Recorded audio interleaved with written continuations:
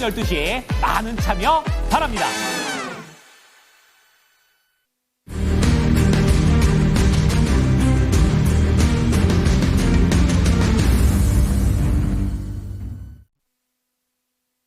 네, 10시 반 구간 지나가고 있습니다. 시장에서는 명확한 방향성이 안 나오는 가운데 재료의 부진 속에 개별적인 소식들이 있는 종목의 강세들이 계속 이어져 가고 있습니다. 자, 오늘도 시장을 어떻게 헤쳐나갈까요? 프로의 시선을 통해서 함께해 주시기 바랍니다. 자, 오늘은 바로자산 운용의 윤정식 상무 연결해 보겠습니다. 상무님, 안녕하십니까? 네, 안녕하세요. 네, 자, 오늘 상무님과 함께할 프로의 시선 주제 공개하겠습니다.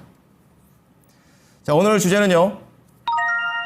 원전 르네상스에 올라탄 건설주 상승 지속이 될까? 네, 그렇습니다. 어제도 그렇고 오늘도 그렇고 가장 좀 강한 종목은 대표적인 현대건설이 되겠는데요. 자, 오늘도 현대건설 2.7% 이상의 상승세를 이어가고 있습니다. 자, 이러한 부분에 대해서 우리 상무님께서도 예전에 남들이 보지 않았을 때 이제 건설주에 대한 부분들을 대형주 중심으로 말씀해 주신 바 있는데요. 우선 건설주의 상승 이유 조금 더 업데이트 부탁드리겠습니다. 네, 지난주 이 시간에는 원전주를 좀 말씀을 드렸는데 사실 이번 건설주에 대한 상승에 대한 이유 중에 하나가 또 원전주죠. 건설주 상승 몇 가지 이유가 있습니다만 가장 크게는 최근에는 원전에 대한 영향력이 상당히 좀 컸습니다. 해외 대형 원전, 안 좋은 이슈도 있었지만 좋은 뉴스, 좋은 이유가 훨씬 많죠. 그래서 원전에 대한 기대감, 수주, 그리고 SML에 대한 수주, 기대감. 오늘 상당히 좀 강한 이 현대건설에 대해서도 대형 원전과 SMR 이슈로 인해서 굉장히 좋은 모습들을 좀 보여주고 있죠. 그래서 이 원전에 대한 기대감이 상당히 좀 크게 한 가지로 작용을 하고 있고, 그리고 또 한 가지로는 이 국내 주택 경기, 사실 국내 주택 경기가 좋냐라고 물어봤을 때 사실 좋지는 않습니다. 그렇지만 서울과 서울 근교의 수도권 등은 상당히 좀 회복이 많이 됐거든요. 굉장히 좋은 모습을 보여주고 있고, 그래서 제한적으로 건설이 잘 되고 있습니다. 서울 쪽만 잘 되고 있는데, 근데 어찌됐든 수도권 중심으로 한 건설 경기는 조금씩 반등을 하고 있고, 그러면서 마진이 좀 올라간 그런 상황들이 좀 있고요. 그리고 마지막으로는 최근 들어서 건설주 착공, 공사를 하는 평 단가가 굉장히 많이 올라갔죠. 최근 한 2, 3년 사이에 50% 가까운 그런 이 단가 상승을 보여줬는데, 이전에 받았던 수주면 얼마의 공사를 할지 계약을 다 합니다. 근데 너무 많이 올랐기 때문에 역마진이 나는 사업장들도 일부 좀 발생을 하고, 굉장히 저마진 사업장들도 상당히 좀 많이 있었는데, 그 사업장들을 대부분 다 정리를 하면서 이제는 다시 고마진 사업장들 위주로 가지고 있죠. 지금은 수도권 중심으로 좀 제한을 해보겠지만 그래도 마진율이 한 8에서 10% 정도 되는데 하반기로 갈수록 조금씩 더 올라갈 수 있다라는 점. 그래서 수도권 중심의 주택 경기가 좀 반등을 했다라는 점. 이 두 가지가 원전과 수도권 중심 경기 회복, 이 두 가지인데 종합을 해보면 원전도 수주 받았죠. 그래서 매출이 올라가고 이익이 올라갑니다. 수도권 중심도 매출이 올라가고 이익이 또 올라갑니다. 결국은 실적 개선이라는 이 키워드로 종합을 해볼 수 있겠는데요. 실적 개선이 된다라는 점이 주가가 오르는 가장 큰 이유로 작용하고 있고, 우리가 그러면 여기서 잡아봐야 될 게, 가장 좀 주목해봐야 될 게 실적 개선이 그럼 앞으로도 추세적으로 이루어질 수 있느냐 여부를 좀 잘 살펴봐야 된다라고 보시면 되겠습니다. 네. 자, 아직까지 좀 제한적입니다. 주택 건설에 대한 업황 자체가 제한적인 가운데 실적 개선은 우선은 추세적으로 이어질지가 포인트가 되고 있는 상황이고요. 여기에 원전이라는 키워드까지 붙어 있는 그런 건설주들의 상승 이유를 들어봤습니다. 자, 그래서는 건설주와 관련해서 이제 움직이고 있는 변수들을 좀 나열을 쭉 한번 해봐야 앞으로 좀 건설주가 좀 움직일 수 있다는 걸 좀 빠르게 캐치할 수 있을 것 같은데요. 어떠한 변수들이 있을까요? 네, 한 6가지 정도의 변수를 볼 수 있을 것 같습니다. 금리와 그리고 주택 매매 가격, 그리고 건설 경기 선행 지표, 건설 경기 동행 지표, 유가와 물가 6가지 정도 지표를 보시면 될 것 같은데요. 이 중에서도 가장 중요한 것은 금리와 주택 매매 가격입니다. 소비자의 입장에서 생각을 해봐도 건설 경기가 좋은지 나쁜지, 선행 동행 지표가 좋은지 나쁜지가 집을 살 때 영향을 미치긴 미치지만 별로 못 미친다는 걸 느낄 수 있죠. 그리고 물가가 낮아지면 좀 더 이 생활이 여유로워지지만, 이 생활이 어느 정도 여유로워진다고 집을 사는 시기를 좀 더 당긴다, 이렇게까지 가기는 좀 만만치 않은, 변수는 맞습니다만 상황인데, 금리가 확 떨어집니다. 주택을 살 때 대출을 받는데 대출에 대한 금리가 떨어지기 때문에 이자에 대한 부담이 준다. 그러면 그 주택을 사고 싶은 마음이 좀 더 올라가죠. 그리고 주택 매매 가격, 이전에 10억 했었던 집이었는데 지금은 7억이다, 6억이다, 아니면 8억이다 이렇게 집값이 좀 떨어졌다라는 느낌이 들면 또 사고 싶은 마음이 있죠. 내가 여유가 있는지 없는지를 떠나서 집값이 많이 떨어졌다라는 판단이 들면 투자 가치로서도 상당히 매력을 많이 느낄 수 있기 때문에 가장 중요한 핵심 변수는 금리와 주택 매매 가격, 이 두 가지로 보시면 되겠는데요. 주택 매매 가격 같은 경우가 사실은 이 건설주, 이 회사, 기업에 대해서는 가장 중요하게 영향을 미치고 있습니다. 주택 매매 가격, 국내 건설에서 주택 사업이 차지하는 비중, 수주와 매출액은 거의 한 50%에 육박하는 수준입니다. 이익 기준으로 보면 사실 훨씬 더 높은데 매출액만 놓고 보더라도 50%, 이익 기준은 훨씬 더 높은 그런 상황이다라고 보시면 되겠고요.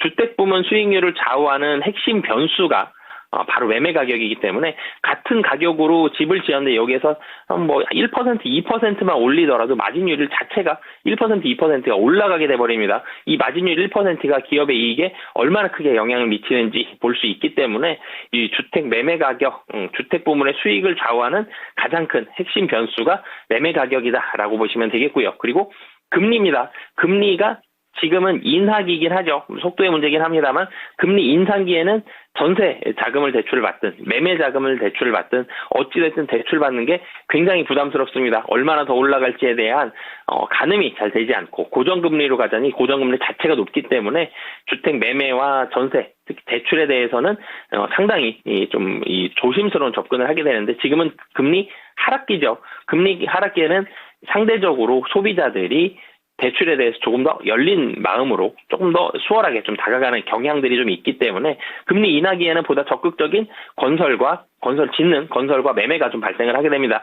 건설사 입장에서도 시행사, 건설사 입장에서도 금리가 하락기면 대출 받을 때 조금 덜 부담스럽죠. 그리고 대출이 좀 더 잘 일어납니다. 이자에 대한 부담이 적기 때문에. 그렇기 때문에 지금 금리 하락기고 금리 하락기에는 보다 적극적인 건설과 매매가 발생했었다는 경험치도 알고 있기 때문에 지금 상태에서 가장 중요한 두 가지 이 핵심 변수인 이 가격과 금리 이 두 가지 모두 다 비교적 우호적인 상황들로 좀 펼쳐지고 있다라고 보시면 되겠습니다.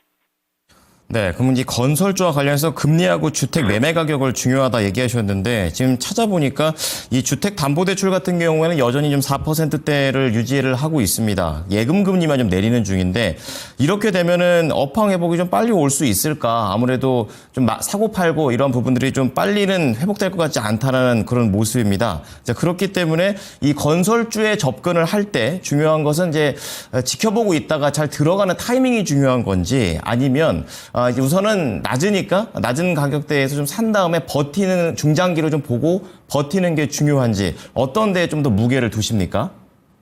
네, 우선 건설주에 제가 좀 전에 말씀드렸던 게 가격과 금리다라고 말씀을 드렸죠. 근데 금액으로 따졌을 때 훨씬 크게 영향을 미치는 건 사실은 가격입니다. 체감상으로도 가격을 좀 더 중요하게 여기는 투자자들이 좀 많죠.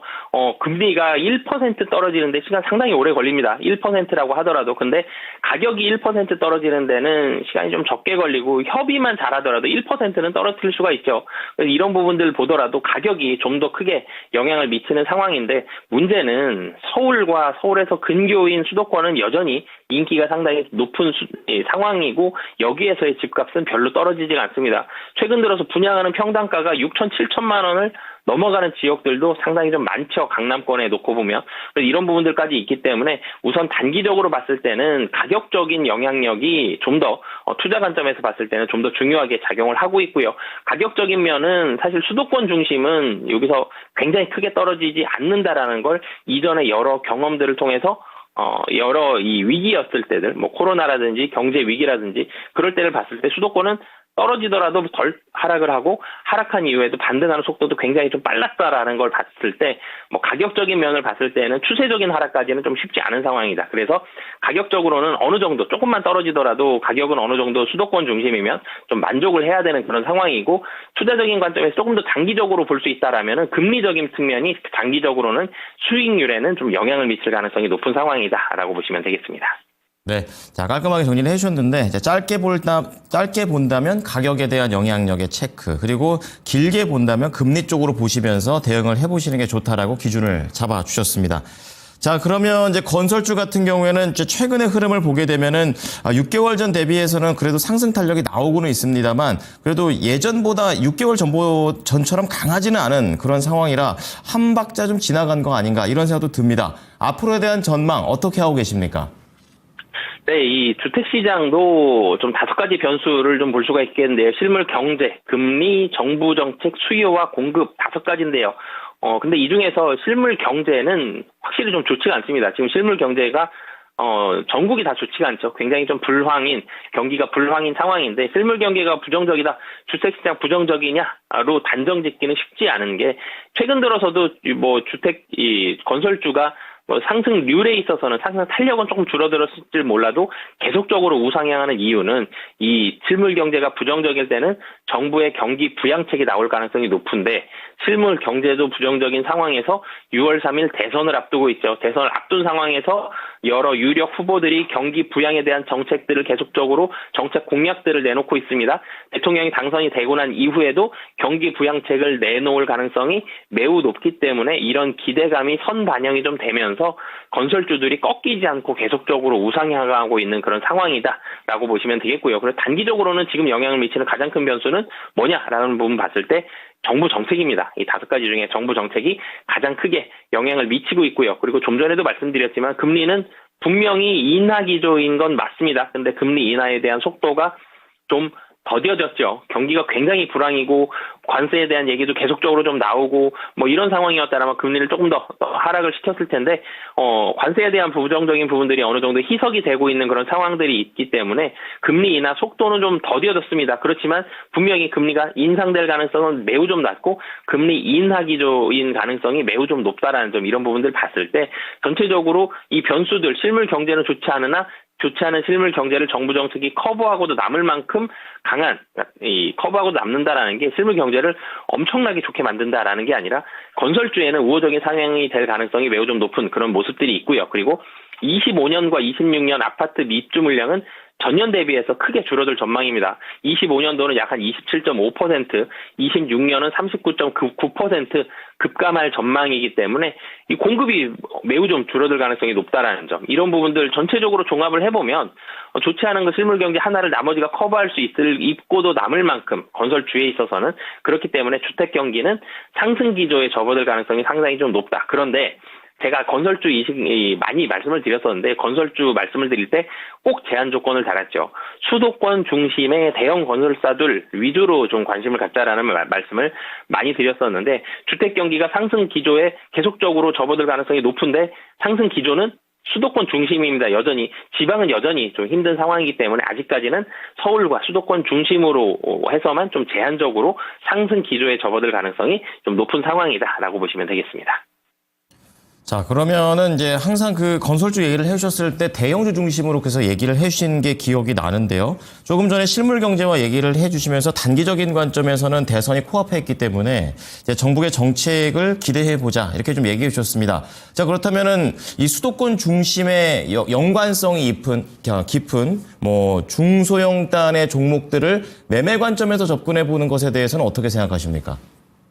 네, 우선 매매 관점에서는 여전히 대형 건설사들은 좀 긍정적이다라고 보여지고요. 이제 수익률이 올라가기 시작하는 시점입니다. 그 이전까지는 부정적인 부분들을 많이 털어냈고요. 물론 이제 선반영되는 부분들이 있었기 때문에 주가가 상승을 했지만 앞으로는 좀 더 좋은 수익률, 주택 부문에 있어서는 마진율이 10%를 다 대부분 대형사들이 좀 넘어갈 걸로 보여집니다. 우리들이 흔히 하는 그 대형 건설사들의 브랜드를 보유한 건설사들은 마진율이 상당히 좀 높을 가능성이 좀 높기 때문에 특히 국내 수도권 중심의 주택을 건설하고 있는 건설사들은 긍정적인 상황이 앞으로도 좀 펼쳐질 가능성이 좀 높다. 그렇기 때문에 앞으로도 좀 전망은 좀 긍정적으로 보고 있다라고 말씀드리겠습니다.